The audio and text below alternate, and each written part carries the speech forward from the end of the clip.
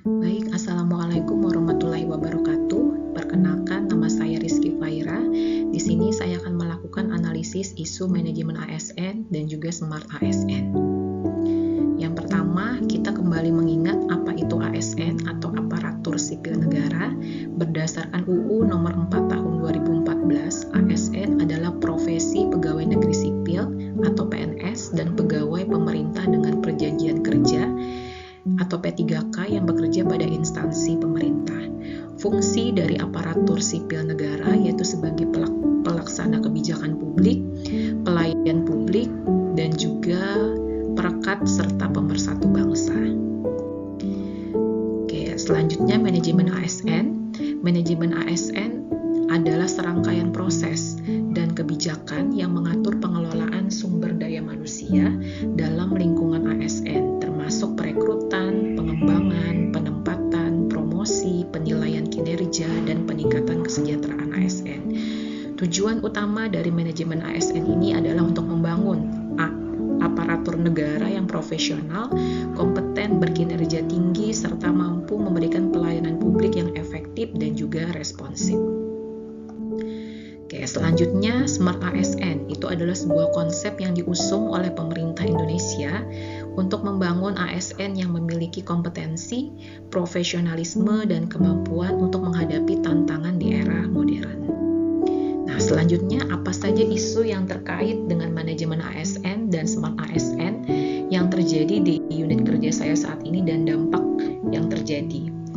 Yang pertama adalah isu tentang kedisiplinan. Di sini saya mengangkat tentang dosen yang terlambat sampai di tempat kerja karena sistem pencatatan menggunakan fingerprint.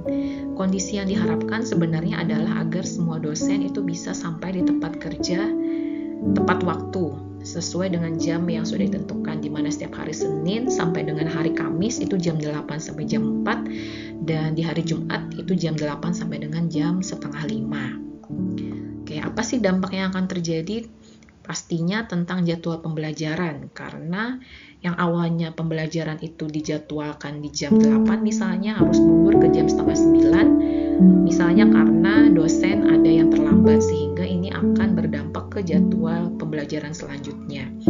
Selain itu juga waktu untuk pelayanan mahasiswa bisa menjadi berkurang karena saat mahasiswa mencari, dosennya belum ada di tempat.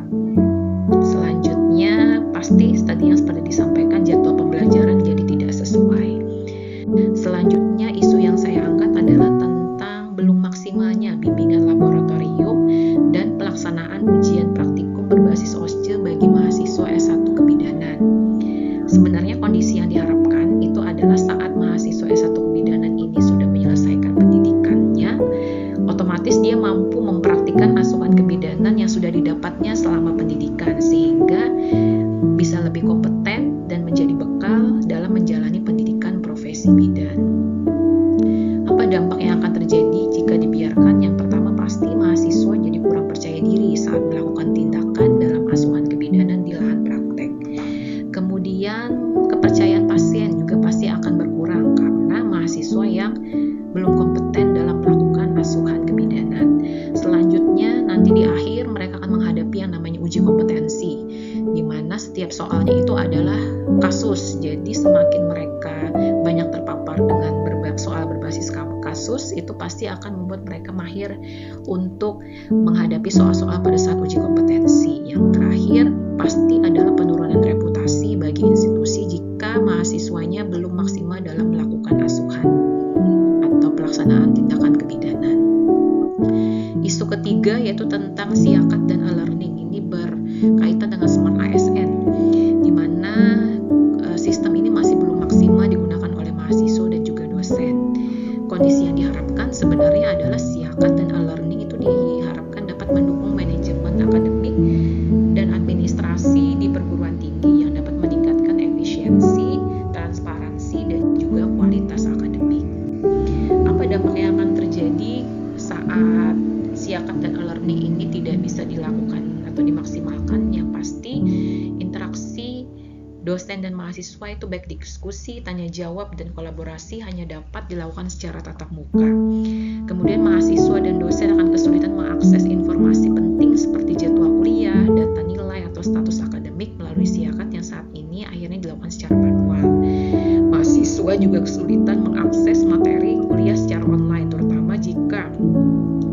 pembelajaran tatap muka tidak dapat dilakukan secara penuh saat e-learning juga belum maksimal digunakan.